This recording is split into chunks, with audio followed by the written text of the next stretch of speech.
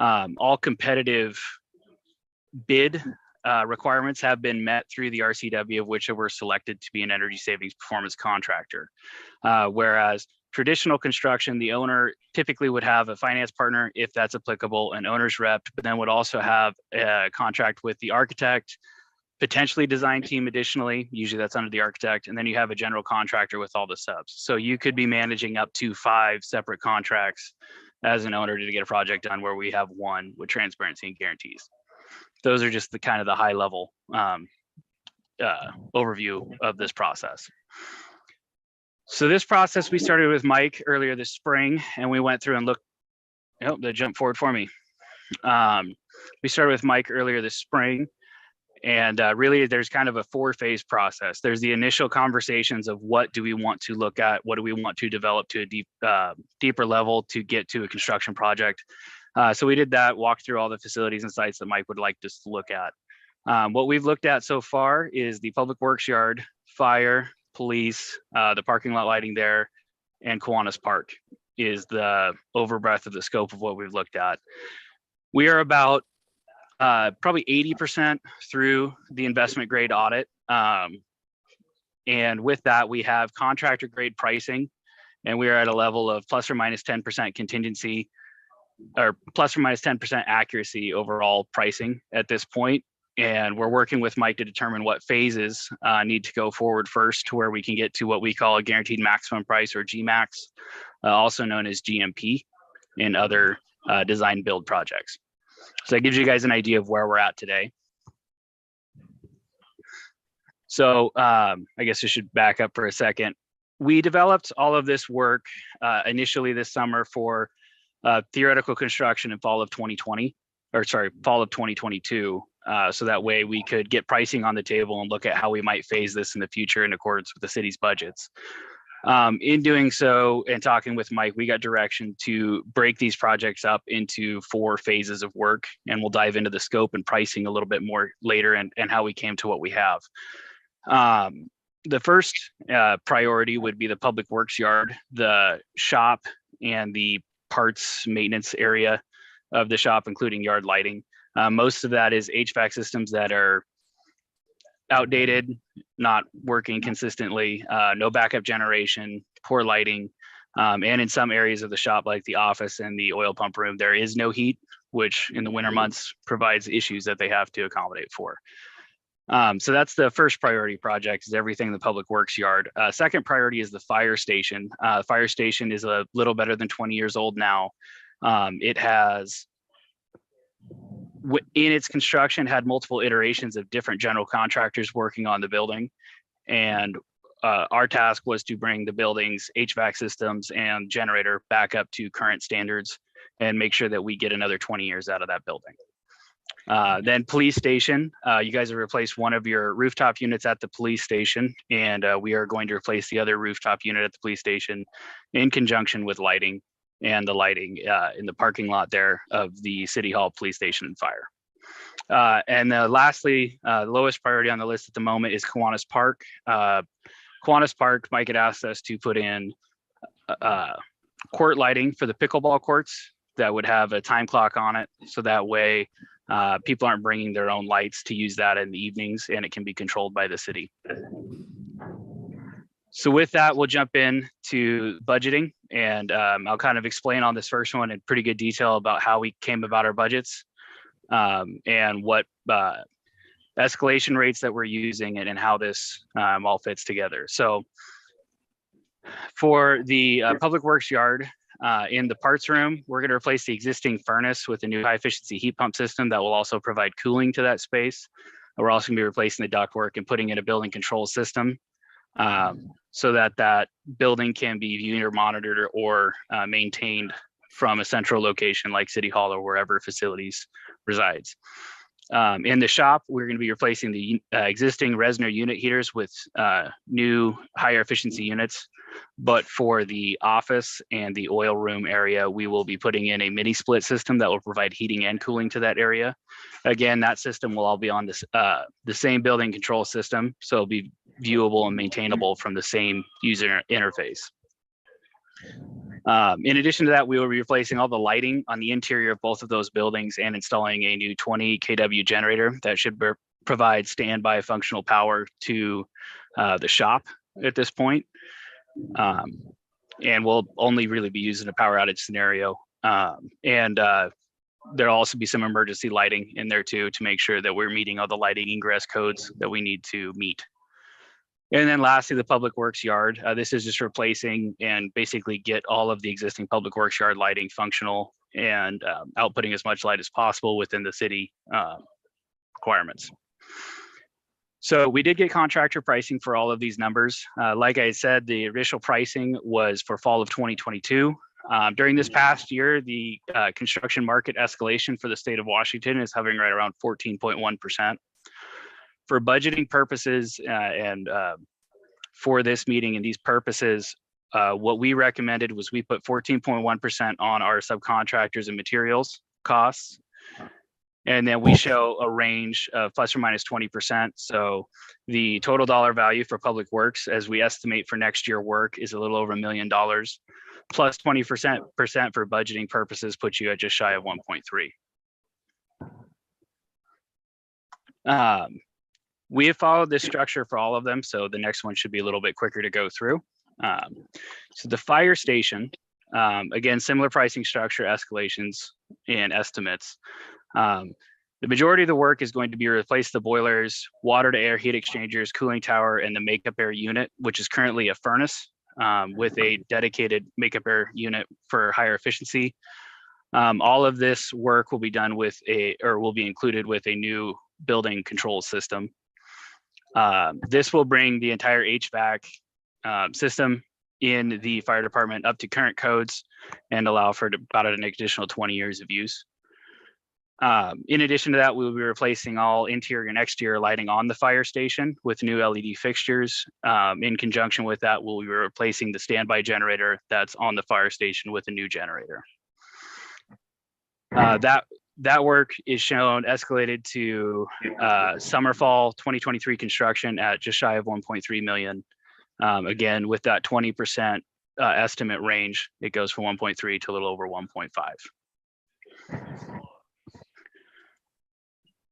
The police station was the next one that we looked at. This police station has replaced the existing RTU on top of the, would be the south portion of the police station.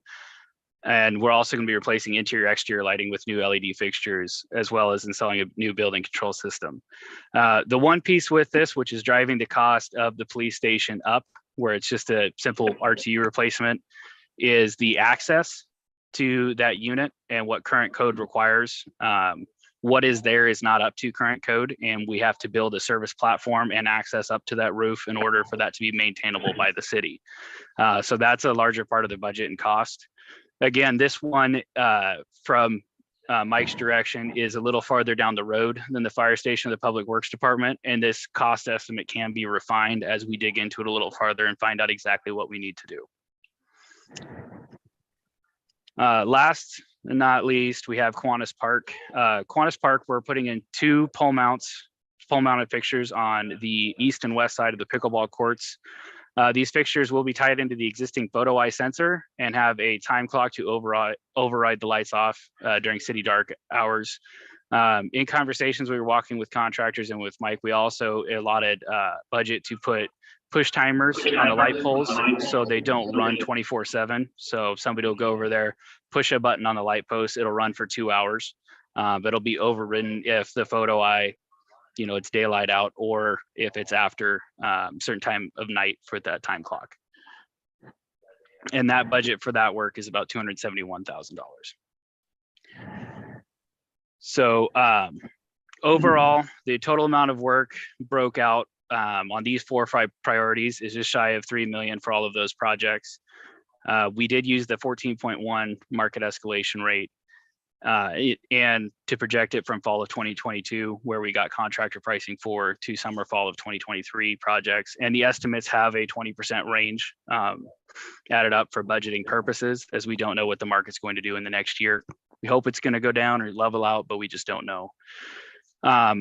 One note that I would like to make to this group is if possible, where we can combine these projects, the cost will go down. Right now, these are shown as 4 completely separate projects. So you have all the mobilization, fees, taxes, everything associated across the board with these that will go down. If they're combined, we'll get some efficiencies there. So with that, are there any questions or anything else that you guys would like to go back and dig into a little more? Commissioners, any questions? I have 2 questions, Lance. One is there any, does McKinstry work with finding any energy grants to help fund these projects? Or is that up to the city to look for, or is that part of your contract, or would that be? Yeah, we do assist the city in looking for grants. Mike does a great job of finding some, and we kind of work in conjunction with him of getting some of those grants. Mostly the grants kind of depend on timing of the project and when they're going to happen. So for example, there's a Commerce Energy grant that could pay for a lot of these controls and lighting upgrades, or a portion of the controls and lighting upgrades.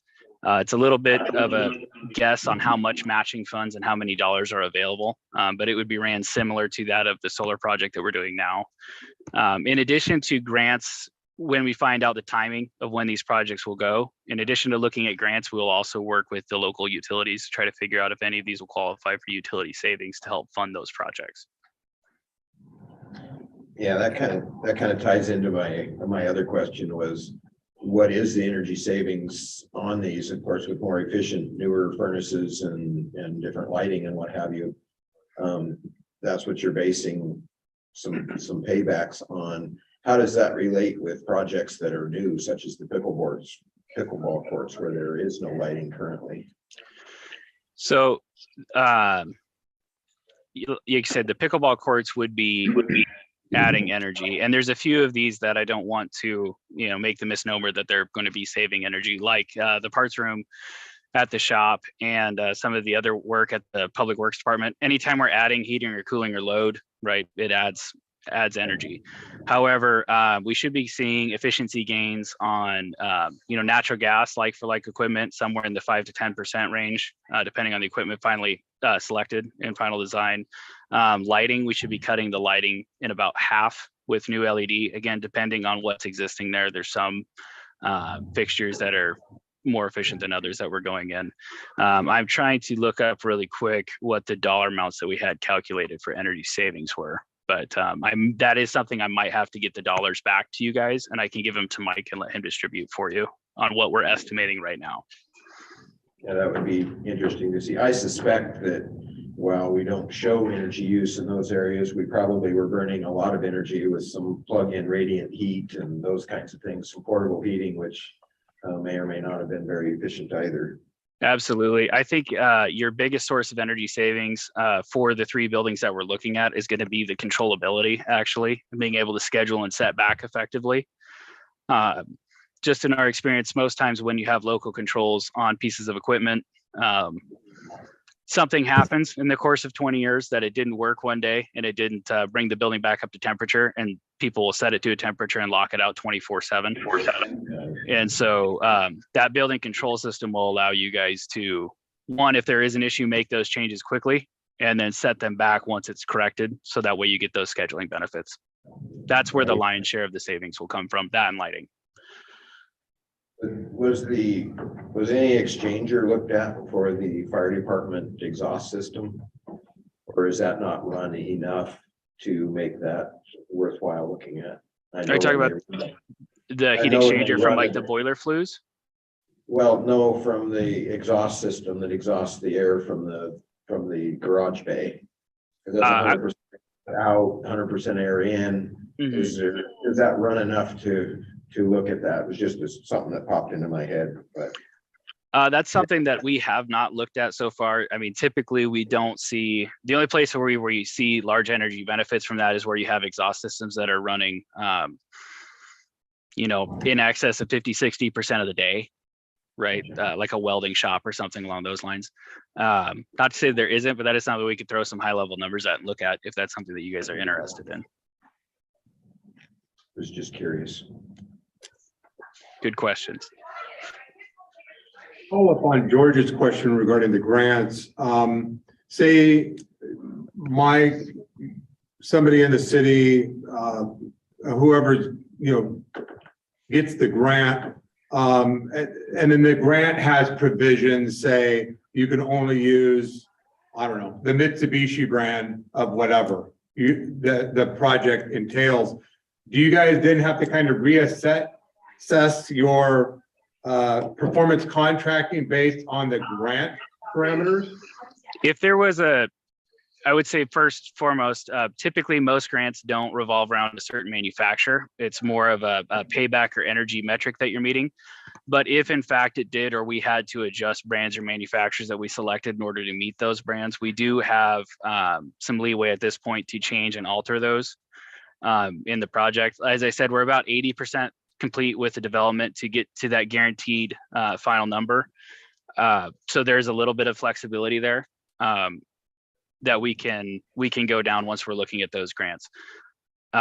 One of the big grant things that I guess you guys should be aware of that we could be looking at in the future as these buildings or as these projects go farther down the road is there's a building electrification grant that's out there that can be right around $1 million of a grant, and it doesn't have a lot of match funds with it.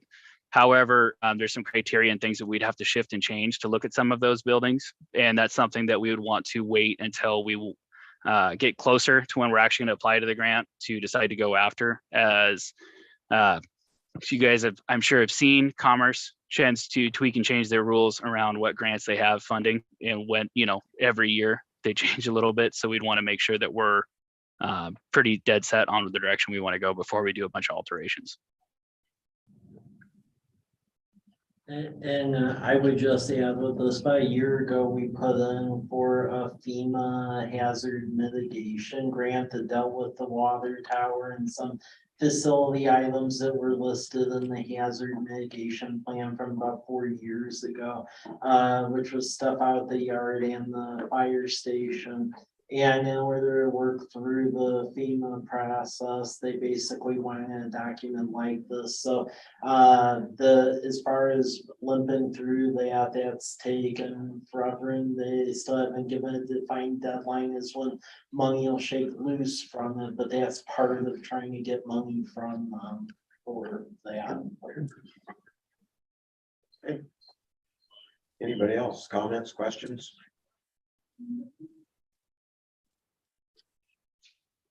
All right, seeing none, Lance, thanks for your time and work on this. Appreciate it.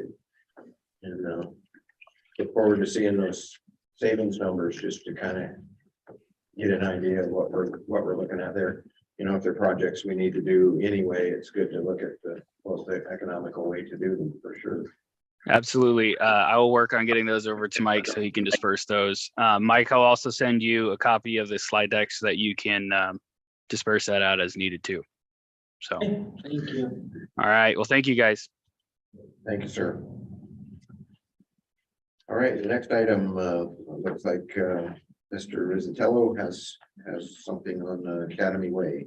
There's been some requests about doing a 4-way stop over there, and the thing is, before you start plopping up stop signs and stuff, if we were to do that, you really need to have an engineer issue a memo as to whether or not it's okay or not to do that. Otherwise, we could get sued for it. So one of the lessons I learned from the DCO road debacle of yesteryear is anytime we go through motions on this, do the engineer memo and then whatever comes of that. So with some of the emails I've gotten on this is of late, probably because school's going back in session. I just wanted to put it on the lap of the UTAC whether or not to ask JUB to go ahead with a memo or not. Typically this kind of work has been within the $300 or $400 range for a quick memo and intersection. what's been the chief complaints about the safety of the intersection? Sight lines or just heavy traffic or? Traffic speed, crossing the street, things like that, crossing Whitman specifically. I think it's a combination of people are going pretty quickly down Whitman and they don't realize that that intersection is there, along with it's extremely difficult to see from Academy Way or Hussey if it's safe to cross or not, because the cars are so close in. So I would definitely be in favor of requesting, and this might make it slightly more expensive, but I think we'll get a better outcome if we request a memo of recommendations of what to do at that intersection, rather than just, should we do a four-way stop? Or is it okay to do a four-way stop? Does that make sense? That would be my recommendation. Any other comments? Well, I would echo that also. And then my concern would be, I think, knowing actually some of the folks that live on Whitman that do park there, and actually, I guess, create the problem of lack of when you're going down Academy Way. I'm not suggesting that we take parking away from those folks that live along there, but I would like to see what it would take to do a four-way stop. I have come close. I've spent 8 years taking my kids various different ways to the schools there, and have run into problems there. And it is a major pain. I read the letter from the complainant, and I agree with their assessment that it is an issue and it's an accident waiting to happen. And I don't see any other option that at the moment. I'm not an engineer. However, and I agree with Melody's comment, the traffic on Whitman, I think, despite, the field there that you see there on the map, I don't think people realize that there's traffic coming either direction. There's a lot of kids and families. I don't know what direction that is, but anyway, across Whitman on the other side of Academy Way, opposite of the school, that come through there. And then the pedestrian traffic, I know, before and after school starts and ends. So yeah, I would echo that we need to look at recommendations sooner than later. And but I'm not for I think one of the suggestions was removing parking and limiting parking. I think I'd like to see a four-way stop there. And just to add on to that a little bit, I think we may also need some marking or signage that really, or flashing lights that really point out to people that that's happening there. It's been a long time since my kids went to school there, but I remember talking with other parents, and whether or not you let your kids walk to school, pretty much if you lived on the school side of Whitman, yes. If you lived on the other side of Whitman, no. Okay. Oh, and Well, I agree with Melody, and I love the flashing element to the signage that was recently put up for the four-way stop at the east end, toward the east end of Whitman Drive, where it crosses Larch. Since people have gone on Larch without stopping for so many years, that really arrested attention, and I think has helped people get used to the fact, yeah, I got to stop here now, and it alerts them. All right, well, I heard a recommendation or a motion, Melody. If you'd like to repeat that, we can maybe refine that a little bit as your motion. I guess I would move that we ask our engineers to review the intersection of Whitman Drive and Academy Way and provide recommendations for improving pedestrian safety. Okay, is there any further comment on that? Melody, does the motion that I have highlighted here represent what you just said? Let me see. I have a hard, I can either see the people or this. I think it does, because it says what to do. Oh, it does. Yeah, to traffic improve. engineer. So I think the motion there, motion to recommend city engineer on record to complete a traffic engineering memo on what to do to improve safety at the intersection. Okay, any further comment? I just think with our blue zones thing, every place where we have places where people don't feel safe to walk and bike, we should be seriously looking at them. Okay, is there a second? Second. Okay, we have a second. All in favor, raise your hand.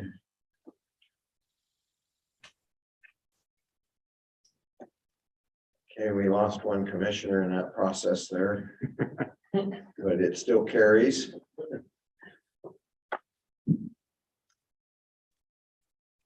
Okay, the motion is carried. So there was no vote by Mr. Kress. Correct.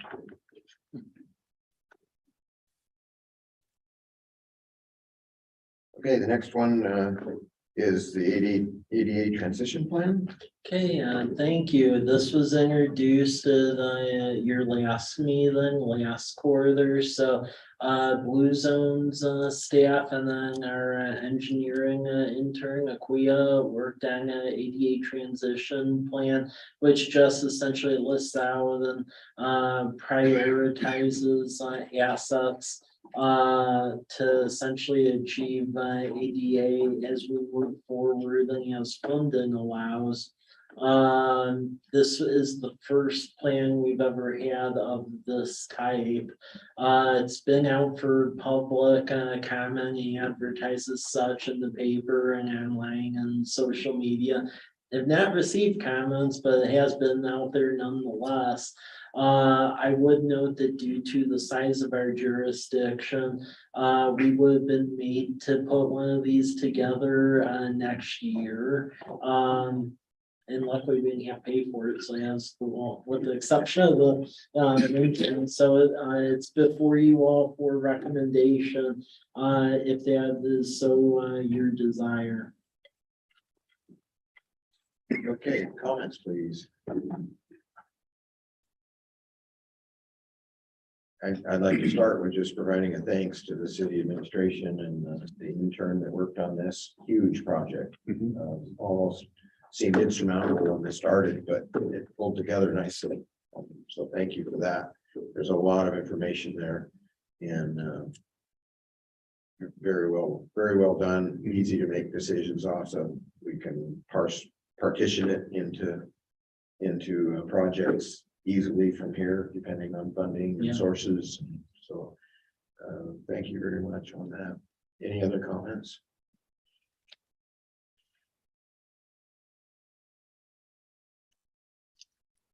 No comments.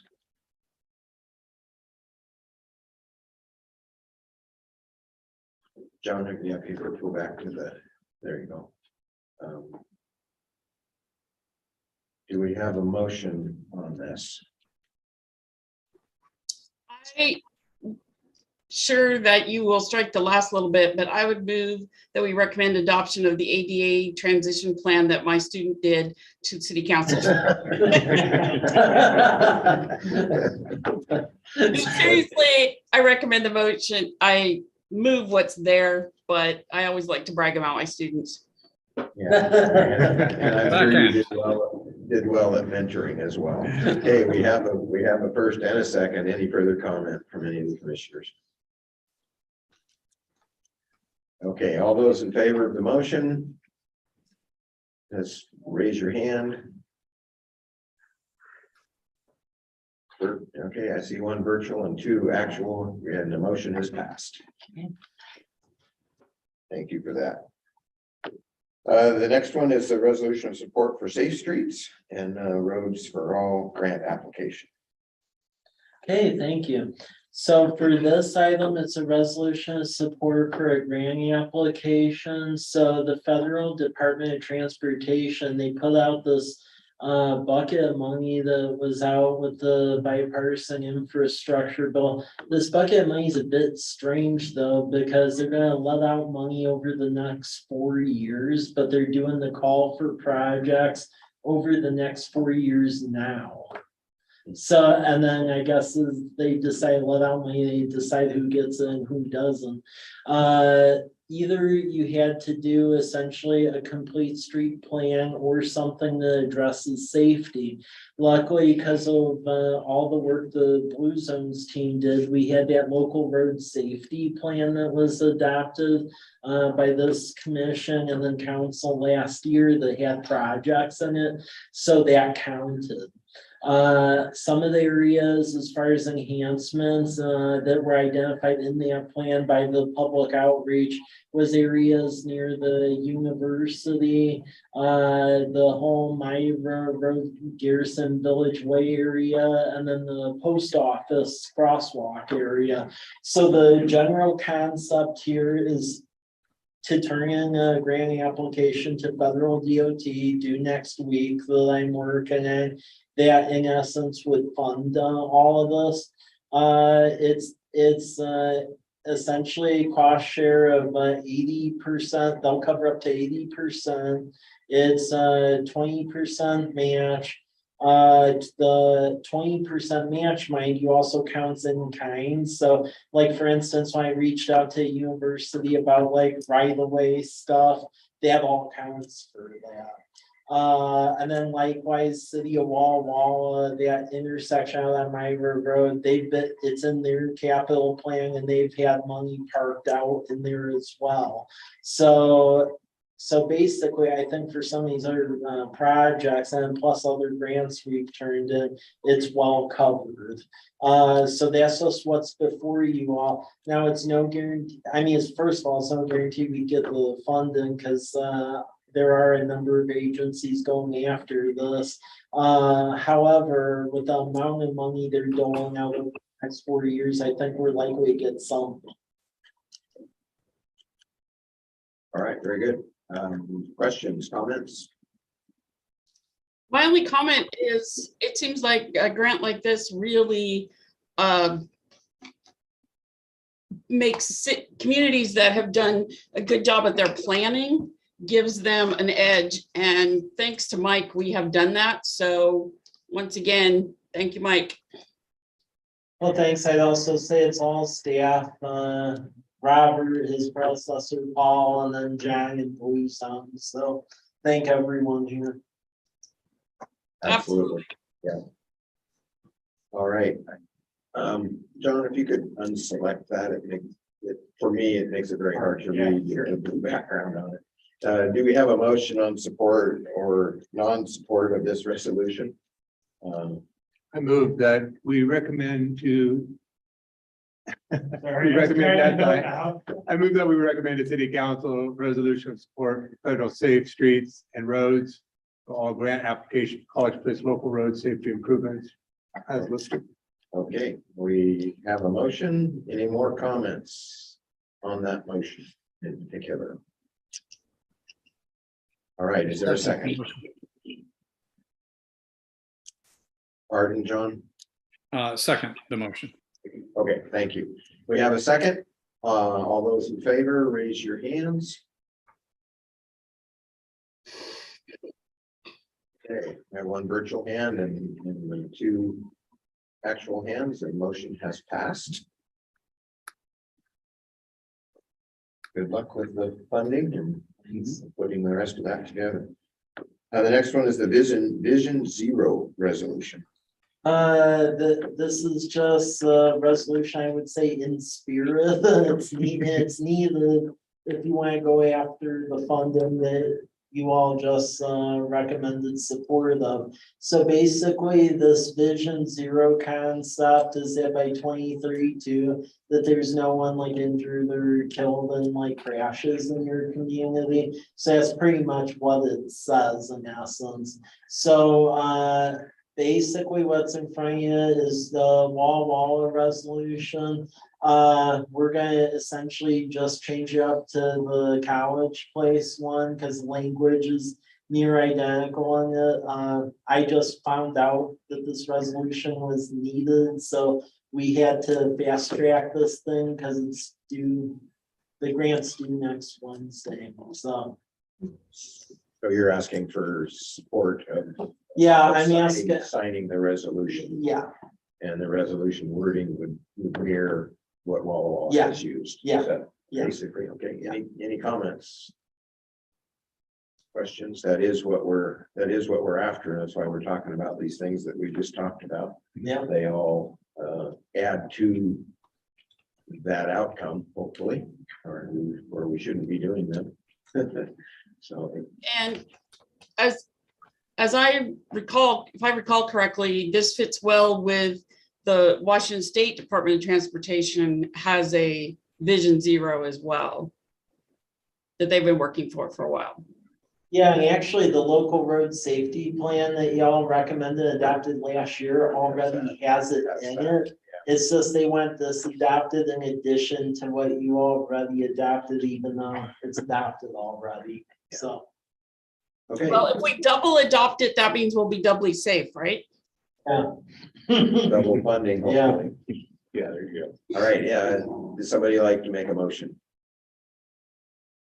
Move to recommend city council vision zero resolution. To city council vision zero resolution, excuse me. Okay, any further comment? All right, hearing none, all those in favor, raise your hand. Do we have a second? Oh, dude, sorry, thank you. Second. We have a second, thank you, Melody. All those in favor, raise your hand. All right, I see one virtual and two actual hands raised. And it passes. Okay, next is a report from our city engineer, Alex Bizzari. Alex is on vacation Okay, this so- week, so I mean, I'll touch over what he would touch later on, but the big heavy lift right now really is dealing with the wastewater treatment plant about the fate, some sort of faux phase one, and then working with city of Walla Walla on a longer term arrangement, but I'll touch that when we get to the agenda item. Okay. Any questions for Mike on that? Comment? We'll hear more about that later.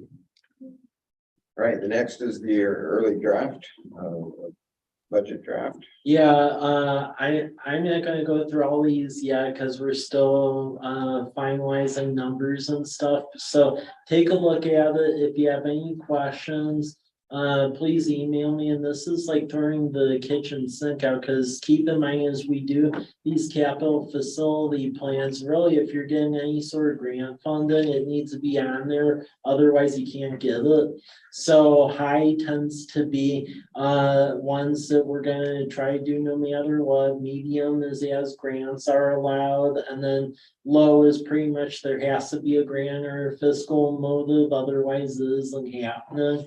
I would say some of the higher ticket items is naturally Lions Park, that is gonna go to construction during next year. That is one of the ones where we are scrambling to keep closing the financial gap on that, because I mean, when we started talking about this 5 years ago, the original cost on that was over 2, and with inflation, it's going north of 5, so. Time is your enemy. Yeah, time is our enemy on that, so that one is definitely a challenge, but we'll meet that.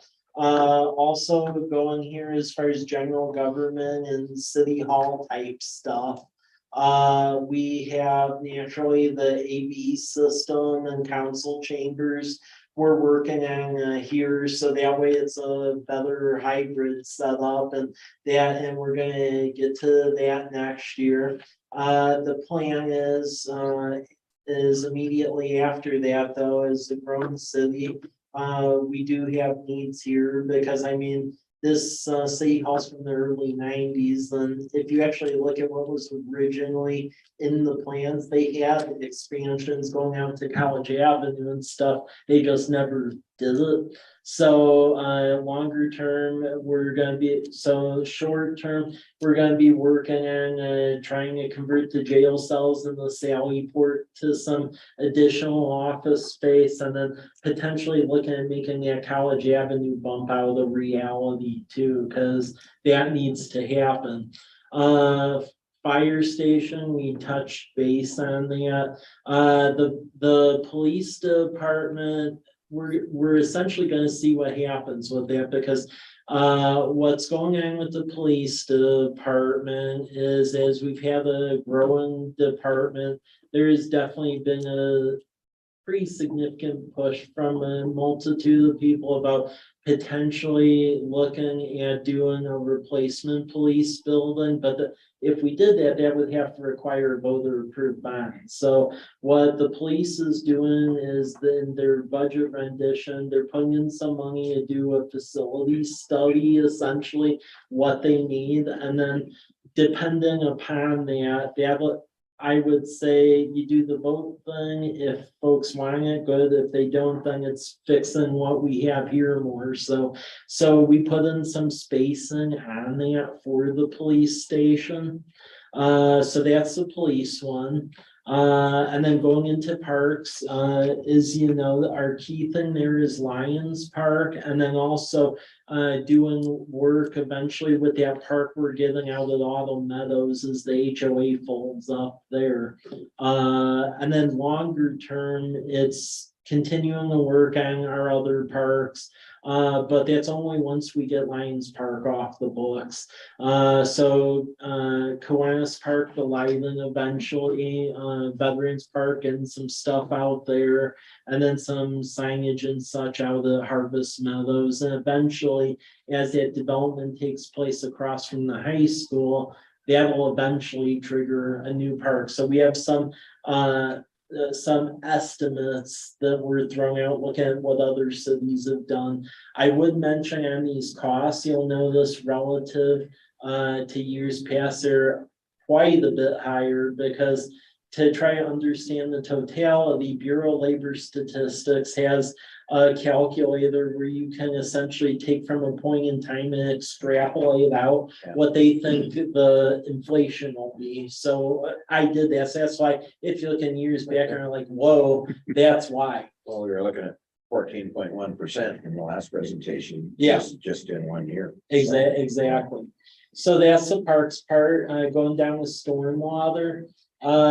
Really, a lot of the utility stuff dovetails with the various master plans you all approved. So those are relatively straightforward ones. You have the decant facility, which we got the money from ecology to do the engineering, and then we're trying to get money to do the construction. And then likewise, you have the outfall replacement, and then dealing with birch, and all that was spelled out in the plan that was adopted a couple of years back. So I won't belabor that. Next after stormwater would be the streets. And as you can see there, and it's been bumped up some relative to years past, because again, inflation, costs of stuff. We have our chip seal program, and that's where we essentially put the rock on the roads to get extra life out of them. The block resurfacing, which is the overlay. And we've just done that because years ago, we were just by happen chance, we were essentially having to pave a block a year just because of complaints and outcry. So we just ended up formalizing it because a pattern developed. Safe Walk College Place, that's the CDBG grants we try to put in for various sidewalk components in the 2 low-income census block groups around College Avenue. So that is representative of that. Majanier Road, we have the engineering money. We're aggressively finding ways to finance the construction. I mean, some of that's federal earmark, but a lot of that will be TIF. As well, downtown parking lots, I mean, that would be covered by TIF as well. And again, because of the cost of, just items in general, if you recall in renditions passed in the CFP, we had 12th Street done sooner. There's no way that's gonna happen, frankly, so we're just gonna have to keep 12th limping along, and prioritize the other stuff we just mentioned, because that's just life with the way the cost of items are going. And then you can see essentially plans for other components, as there's money, time, and staff and such. So that's on streets. If we go wastewater. Okay, if we go wastewater, I mean, the heavy lift with wastewater, which is no surprise, is basically the wastewater treatment plant, which is high dollar item. I mean, we have an earmark of 3.5 mil from the feds. Ecology has offer on top of that for, they're willing to essentially finance the remainder of it via a grant and a loan, but a loan is still a loan. So we're evaluating our options there. But some will have to be done at our permits. What is that escalated to now? It was 22. beginning, 26. wasn't it? It's Yeah. 26 now. 26, and I mean, if I were to take out a crystal ball just because of our discussions as of late with ecology, it would not surprise me if we need to just go ahead maybe with phase one. So we have enough time to have thoughtful conversations with Walla Walla about doing the sewer district, because the worst thing would be have a shotgun weapon in the sewer district, and then we end up with a longer term arrangement that maybe not in the best interest. So, but that study will be coming out in a couple of weeks from JUB that actually says what to do, because I'm not an engineer. That's just my feelings. There's nothing that says that the joint sewer district wouldn't include some provisions with using that facility for still processing some. So possibly. Yeah, potentially. So where the growth is going to be. yeah. Potentially, that's gonna all be in that study that you'll see next time. And lift station number 5, that's that one out of Southwest First. That's like in the little coffee can contraption. We have the money, we're working and actually getting it done. So that's us carrying forward the next year. And then we have sewer lining going every other year as it has been. Water department, which is the last area. You all adopted that water plan the last go around, and that actually had projects year to year. So we have the water main replacement program, and that actually formalizes a plan of dealing with the mains that are starting to age out and go bad. Then we have various projects that have been in there for some time. So for instance, another well out on Teal. I mean, even with the 2 wells we're building, we almost got into a pickle again because District 14, their 1 well was having issues. So I mean, even though we've been throwing a lot of grants, it just goes to show you you're still not out of the woods with what's been happening. And then also an additional water tank out west to serve Stone Creek, Martin Airfield, and West College Place areas. And we've talked about that for some time. We have the trust fund money for the engineering. It'll be figuring out the construction elements, as is same with the transmission main. So that really comprises the key stuff.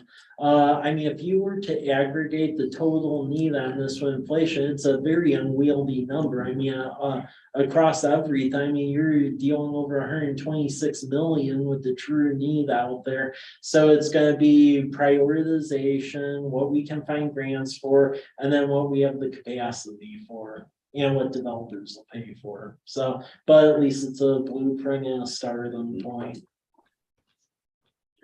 All right, very good. Questions?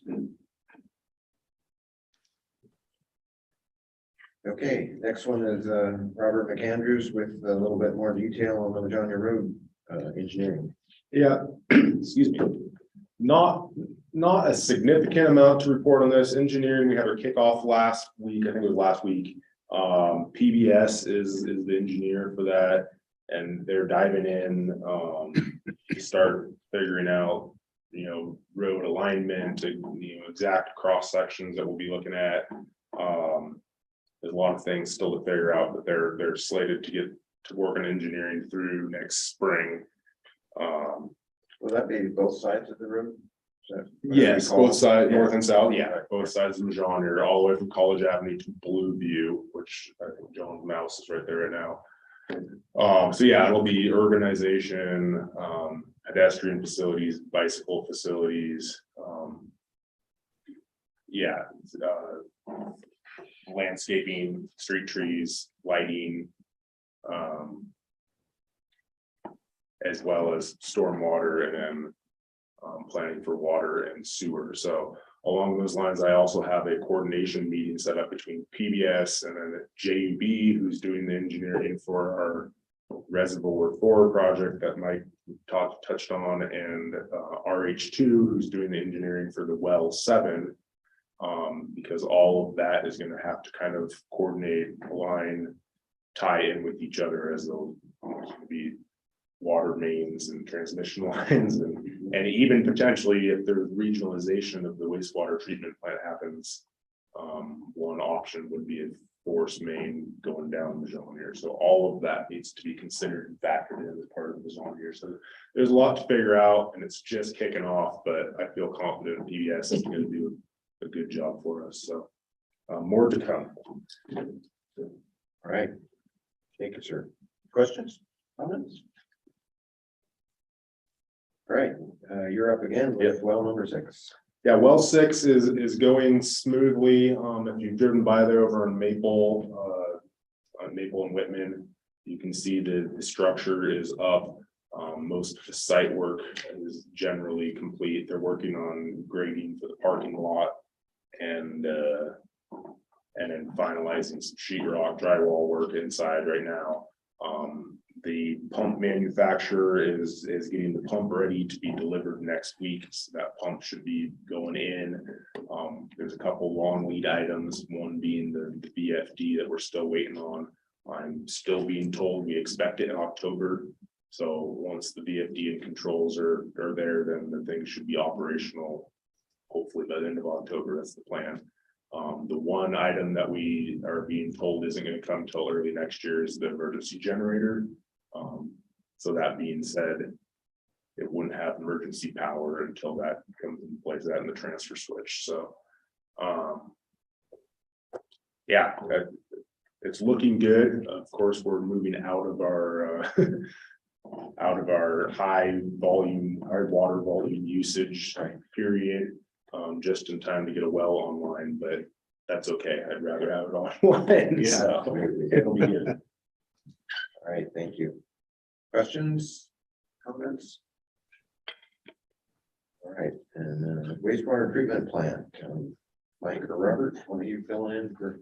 I can cover that. So I included the PowerPoint that JUB had presented at council. I'm not going to go over it slide by slide, but I'll just tell you the gist of it.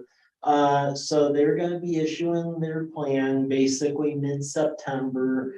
And again, each of us are grappling with things. So our treatment plant, we have the phase 1 that we're being essentially forced to do. And I'm not denying the fact, although it definitely, I mean, you'll notice utility increases because unfortunately they don't just give out grants anymore. So you're going to have to do it alone. And I'm not denying we can figure out a way to do phase 1. What's really causing this regionalization question is if you look at the wastewater plan, they have a phase 2 and 3, which if we were ever forced down the road, those are like 60 to 80 million a piece, and that like doesn't exist here. So you have that for the Walla Walla. They have concerns because City of Walla Walla has been charging everyone up at the air park quite a bit of money because of high strength issues up there. And there's a lot of people balking up there about that. And then City of Walla Walla, they're being forced to do improvements as well. They aren't under as stringent of a guideline as us, but it still does exist. And I mean, anytime I've gone to the legislature to try to get money, outside of our own district, the rest of them tend to block where it's like, oh, you're right next to each other. Why do you think you'll keep hitting us up for money for dual plans? And I think over time that's going to become ever increasing issue. So the gist is that each of them have different water rights.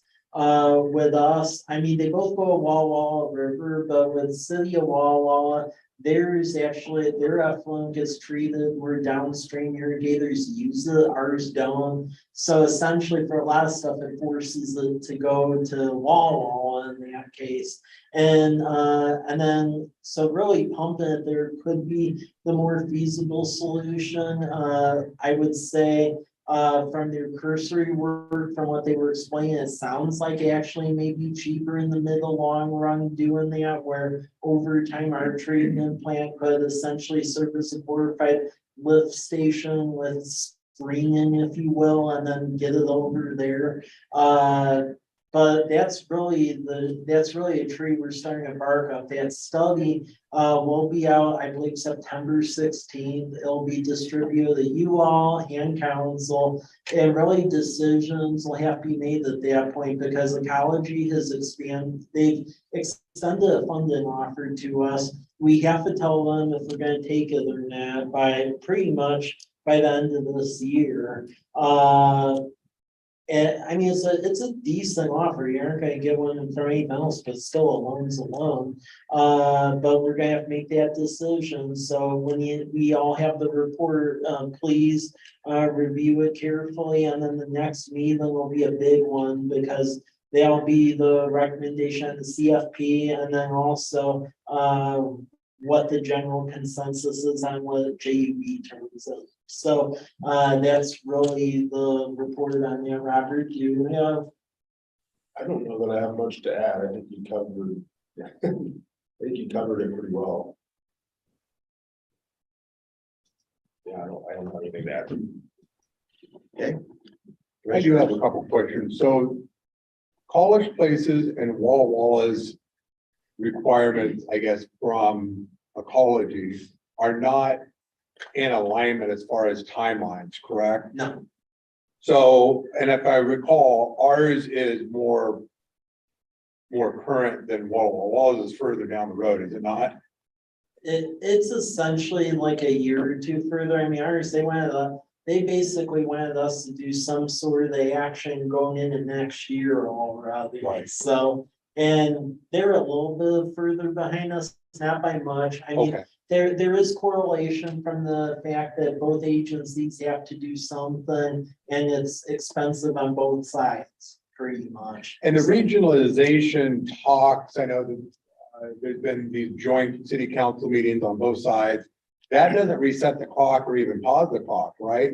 As far as for us, because we don't have jurisdiction in this commission over law, but that doesn't ecology doesn't care, right? Ecology seems Putting it, I guess, ecology seems not to really care about it because you have the higher ups where frankly they pay the lip service, but when we were talking to the permit and the tech people, it sounded like they were essentially willing to write a permit in a way where if we did the phase one and stuff, even with some of the additional stuff coming down the pike, it would at least allow us to have breathing room, have thoughtful discussions on the district and stuff, but to overtly punt phase one by saying that we would be doing a district, I don't think that would fly. So, Which has some high costs Yeah. associated Yeah. with it too, so it's not, you're not out of the woods No. financially just to make that decision. well, So- no, and then the thing they kept bringing up when we were talking is, well, even if we did write something, if it's against the EPA, we would still have to note that in the permit, and then you get the third party environmentalist lawsuits, so I potentially, so I mean, really, no matter way, any way you go, it's really not that great, but it's, yeah.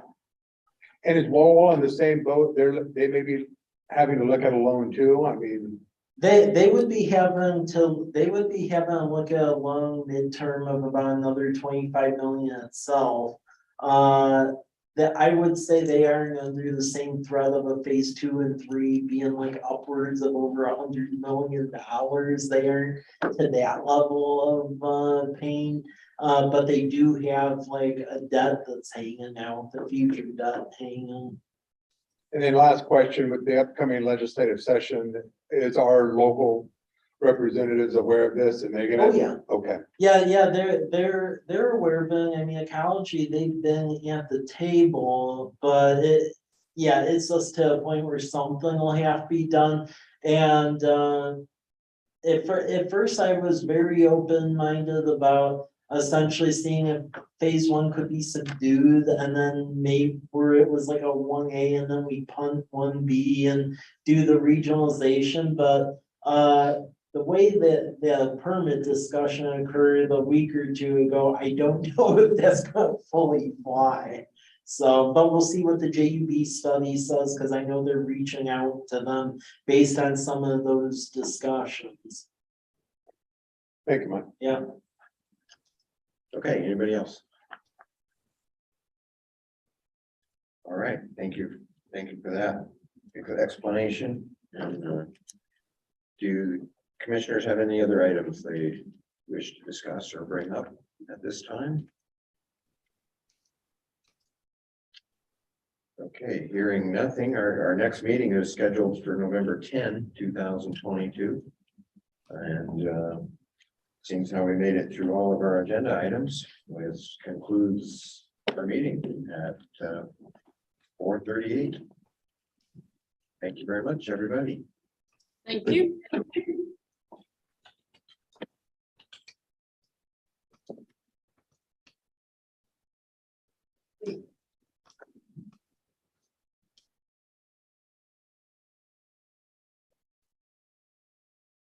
We have 0 attendees.